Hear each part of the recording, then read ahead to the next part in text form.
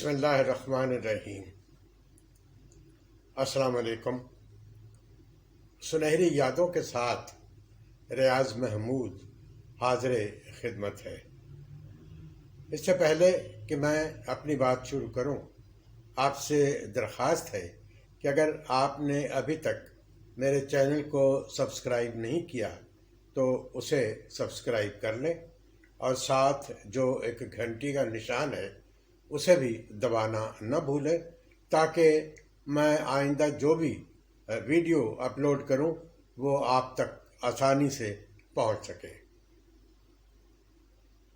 کچھ لوگ، کچھ شخصیات، کچھ ہستیاں ایسی ہوتی ہیں کہ ان کے جانے کے بعد بھی ان سے جڑی یادیں تازہ رہتی ہیں اور وہ بھلائے سے بھی نہیں بھولتی۔ 30 کتابوں کی مصنف، لاتعداد ریڈیو، ٹیلی ویژن اور سٹیج کے لیے ڈراموں کی خالق اور شہرہ آفاق ناول راجہ گدھ کی لکھنے والی وہ شخصیت بانو قدسیہ کی ہے، جن کا جنم دن 28 نومبر کو کرونا کی وجہ سے نہایت سادگی کے ساتھ منایا گیا۔ بانو قدسیہ ایک معروف اور ہر دل عزیز مصنفہ ہونے کے ساتھ ساتھ ایک انتہائی شفیق، انسان دوست اور رحم دل ہستی تھی۔ میری ان سے پہلی ملاقات سن 1962 میں ہوئی تھی۔ اشفاق صاحب لیل و نہار کی ایڈیٹری چھوڑ کے تو ریڈیو پاکستان سے وابستہ ہو گئے، اور جب ان سے ملاقات ہوئی تو کچھ ہی دنوں کے بعد ہم لوگ آپس میں بالکل گھل مل گئے، اور ان سے ایک دوستی کا اور میری سمجھتا ہوں کہ استادی کا بھی رشتہ جو تھا وہ قائم ہو گیا۔ تو ایک دن اشفاق صاحب کہنے لگے، یار تم کل گھر آ جاؤ، اتوار کا دن تھا، تو تمہیں توے کا قیمہ کھلائیں گے۔ اچھا، مجھ میں اور اشفاق صاحب میں جو ایک دوستی کی وجہ اور قدر مشترک تھی وہ یہ تھی کہ ہم لوگوں کو سیخ کباب بہت پسند ہے۔ اب جب میں نے سنا کہ وہ توے کے قیمے کی آفر ہے تو میں پہنچ گیا ان کے گھر۔ وہاں بانو قدسیہ صاحبہ سے ملاقات ہوئی تو انہوں نے جس شفقت سے، جس محبت سے، جس اپنائیت سے استقبال کیا تو اس نے مجھے بہت متاثر کیا۔ اور پھر جب وہ قیمہ آیا تو سبحان اللہ، ایسا قیمہ میں نے زندگی میں نہیں کھایا تھا، اور اس کے ساتھ تندور کی سرخ پھولوں والی گرم گرم روٹیاں، یقین کریں بہت لطف آیا۔ تو پھر اس کے بعد ان سے ایک ایسا رشتہ قائم ہو گیا کہ میں ان کو آپا جی کہنے لگا، اور بڑی بہنوں جیسا ان کا سلوک جو تھا وہ مجھ سے ان کے آخری لمحات تک جو تھا وہ قائم رہا۔ بہت نفیس شخصیت تھی وہ۔ پہلی ملاقات کے بعد میں نے جب بے تکلفی ہو گئی اشفاق صاحب سے تو میں نے لوگوں کی باتوں میں سنی، کوئی کہے جی کہ اشفاق صاحب جو ہیں وہ بانو قدسیہ کو لکھ کے دیتے ہیں، کوئی کہے کہ نہیں بانو قدسیہ اشفاق صاحب کو لکھ کے دیتی ہیں۔ تو چونکہ ایک بے تکلفی سی ہو گئی تھی تو میں نے ایک دن پوچھ لیا اشفاق صاحب سے، تو میں نے کہا جی ایک بات بتائیں کہ لوگ اس طرح کی باتیں کرتے ہیں، آپ کیا کہتے ہیں؟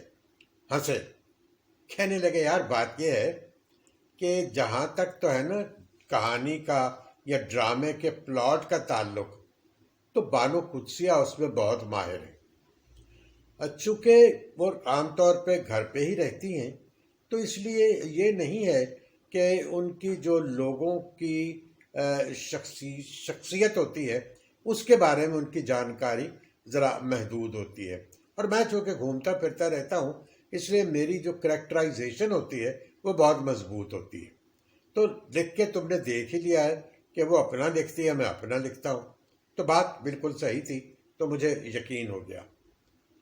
بانو قدسیہ صاحبہ کو میں اکثر دیکھتا تھا کہ گھر میں وہ باورچی خانے کا کام بھی کرتی تھیں، مہمانوں کی دیکھ بھال بھی انہی کے ذمہ تھی، اور اس کے بعد وہ پتہ نہیں کہاں سے کچھ وقت نکال کے ایک چھوٹی سی ٹیبل اور کرسی پہ بیٹھ کے لکھنا شروع کر دیتی تھیں جی۔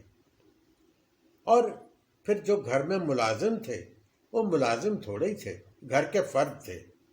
2-3 بچوں کو میں جانتا ہوں کہ وہ خیبر پختونخوا سے آئے ہوئے تھے، تو ان کو میز پہ بٹھا کے کھانا کھلانا اور پھر ان کو پڑھانا، اور ان میں سے بہت سے لڑکے جو تھے وہ بعد میں اچھی اچھی پوزیشنوں پہ ان کو چھوڑ کے جا کے وہ نوکر بھی ہو گئے۔ تو یہ ایک ان کا کمال تھا جی۔ بہت سا نام بھی کمایا انہوں نے۔ بتایا کرتی تھی کہ جب شادی کے کچھ عرصہ بعد ہی مجھے آفر ہوئی لاہور کالج سے کہ میں ایز ٹیچر ان کے ہاں آ جاؤں، ایز پروفیسر کے طور پہ۔ تو میں نے اشفاق صاحب سے بات کی، تو انہوں نے کہا کرسیاں دیکھ لو، اگر تم وہاں جاؤ گی تو ظاہر ہے تمہیں تانگے پہ جانا ہوگا، پھر یہ ہے کہ اچھا لباس بھی پہننا ہوگا، تو گھر میں کوئی ایک ملازمہ بھی رکھو گی جو گھر کا انتظام دیکھے گی، کھانا وانا دیکھے گی، پھر بچے جو نگلیکٹ ہوں گے، تو تم سوچ لو۔ تو آپا کہنے لگی کہ میں نے سوچا، تو میں نے کہا کہ اتنے تنخواہ ملنی ہے اور اس سے زیادہ تو میرا خرچہ ہو جانا ہے، تو مجھے کیا فائدہ۔ کبھی میں نے نہیں دیکھا تھا کہ انہوں نے کوئی بھڑکیلا قیمتی لباس پہنا ہو، بہت سادگی کے ساتھ وہ رہا کرتی تھی جی۔ وقت گزرتا گیا، میری بیوی ایک دفعہ بیمار ہو گئی، کوئی السر تھا اس کو، تو کہنے لگی کہ بھائی بات یہ ہے کہ تم نے رات کا کھانا ہمارے ہاں کھانا ہے۔ میں نے کہا جی وہ اب کہنے لگی نہیں بس کوئی بات نہیں ہوگی اب۔ چنانچہ میں، میری بیوی، بچے، ہم لوگ روزانہ ان کے ہاں جانے لگے۔ 2 مہینے بالکل ہم جاتے رہے باقاعدگی کے ساتھ جی، اور 2 مہینے کے بعد میری بیوی نے کہا میں تو اب ٹھیک ہو گئی۔ ممتاز مفتی صاحب، ان کو بھی کچھ مجھے یاد نہیں رہا، ایک مسئلہ تھا ان کا، تو آپا نے کہا آپ تشریف لے آئے۔ جو خدمت ان کی انہوں نے، اور جس کا نتیجہ یہ ہوا کہ مفتی صاحب، ممتاز مفتی صاحب ایک بار پھر صحت مند ہو گئے۔ تو اس طرح کے وہ بہت سے جو کام تھے، اگر کسی کو کوئی ضرورت ہے، کسی کی کوئی شادی ہے کہیں پہ، تو وہ جا کے یہ نہیں کرتی تھی کہ لو بھئی یہ تمہارا ہے، بڑا چپکے سے، کہ دوسروں کو پتہ بھی نہیں چلتا تھا، اور وہ جا کے ان کو کچھ نہ کچھ رقم جو ہوتی تھی، جس قدر بھی وہ دے سکتے تھے، دے دیا کرتی تھی۔ پھر جب اشفاق صاحب بیمار تھے تو آپا ان کی بہت خدمت کی۔ میں بھی روز حاضر ہوتا تھا، لیکن آپا کے ہاتھ میں کچھ 2-3 ہوتی تھی وہ تسبیحاں، ایک بڑے موٹے موٹے منکوں والی، چھوٹی یہ، اور ہر وقت وہ پڑھتی رہتی تھی۔ تو انہی دنوں میں نے ایک دن کہا کہ آپا میں یہ سوچتا ہوں کہ اشفاق صاحب نے اپنی سوانح عمری لکھنے کی بات کی تھی اور کہتے تھے کہ 200-250 صفحے ہو گئے، تو میں ٹیپ ریکارڈر لے آؤں گا اور اس پہ ان کی جو باتیں ہیں وہ ریکارڈ کر لیں گے۔ تو آپا کہنے لگی نہیں دیکھو وہ اچھا نہیں لگتا ہے، تم دعا یہ کرو کہ یہ ٹھیک ہو جائیں، اور ٹھیک ہو کے یہ خود ہی لکھیں۔ پھر بہرحال اللہ کی مرضی کہ وہ ٹھیک نہ ہوئے اور اللہ کو پیارے ہو گئے، تو ان کی جو کتاب تھی بابا صاحبہ کے نام سے، ان میں سے بیشتر حصہ جو تھا وہ بانو قدسیہ صاحبہ نے ہی لکھا۔ جیسا میں نے آج سے عرض کیا کہ 28 نومبر ان کی سالگرہ کا دن۔ سن 2016 میں 28 نومبر کو ان کے گھر پہ سالگرہ منائی جا رہی تھی، تو بہت سے لوگ احباب اکٹھے تھے وہاں پہ، کیک رکھا ہوا تھا، کاٹا گیا، مبارک سلامت کا شور ہوا۔ تو اسی میں ایک آواز گونجی کہ ریاض یہ آخری سالگرہ ہے۔ میں ایک لمحے کے لیے ششدر رہ گیا کہ یہ کیا کہا آپا نے۔ میں نے کہا جی آپا، کہنے لگی میں نے کہا ہے کہ یہ آخری سالگرہ ہے۔ میں کچھ جواب نہیں دے پایا اس کا، اور پھر وہی ہوا کہ وہ آخری ہی سالگرہ ثابت ہوئی۔ مجھے بتایا گیا ان کے منجلے بیٹے نے، جو وہ بھی آج اس دنیا میں نہیں ہے، انیس احمد خان، تو اس نے مجھ سے کہا کہ وہ امی تو بیمار ہے اور وہ ہاسپٹل میں ہے۔ چنانچہ میں ان کو گیا دیکھنے کے لیے، میری بیوی، میرے بچے ایاز اور عاقفہ، یہ دونوں بھی ہمارے ساتھ تھے۔ تو وہ بیڈ پہ لیٹی ہوئی، بظاہر چہرے سے کوئی ایسی بہت زیادہ بیمار بھی نہیں نظر آئی مجھے تو میں نے کہا کہ آپا کیا حال ہے، یہ ہے؟ کہہ رہی کہ بس ٹھیک ہے، تو سنا کیسا ہے؟ میں نے کہا جی میں ٹھیک ہوں بالکل۔ تو کچھ دیر بیٹھ کے ادھر ادھر کی باتیں کی، بس چلنے لگا تو انہوں نے ہاتھ اٹھا کے تو مجھے کہا کہ اچھا خدا حافظ۔ یہ کبھی آپا نے کیا نہیں تھا ایسے، تو یہی ہوتا تھا کہ اچھا بھی اچھا بھی۔ تو مجھے بڑا عجیب سا لگا، تو جیسے بالکل الوداعی سا سلام ہوتا ہے کہ اس کے بعد پتہ نہیں ملنا ہے یا نہیں ملنا ہے۔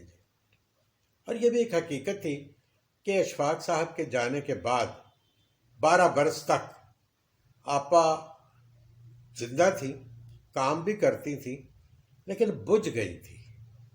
کوئی لکھنے پڑھنے کا بھی ایسا ان کو نہیں تھا، تو تھوڑا سا حافظہ بھی جو تھا وہ متاثر ہوا تھا۔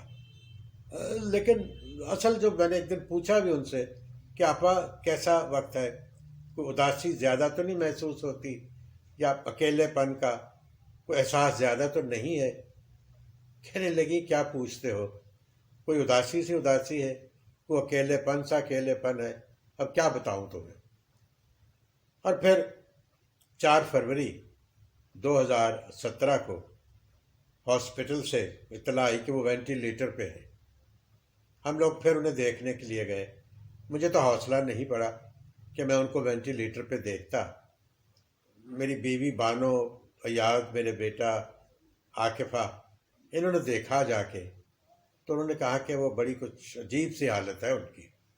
ہم لوگ گھر پہنچے تو تھوڑی دیر کے بعد ہی فون آ گیا کہ، بلکہ میرے بیٹے نے آ کے مجھ سے یہ کہا کہ ابو ایک افسوسناک خبر ہے۔ میں نے کہا کیا؟ کہنے لگی کہ وہ میمی کہا کرتے تھے ان کو، میمی اب اس دنیا میں نہیں ہے۔ بس اس کے بعد جو کیفیت ہونی تھی وہ ہوئی۔ 4 فروری 2017 کا وہ دن تھا۔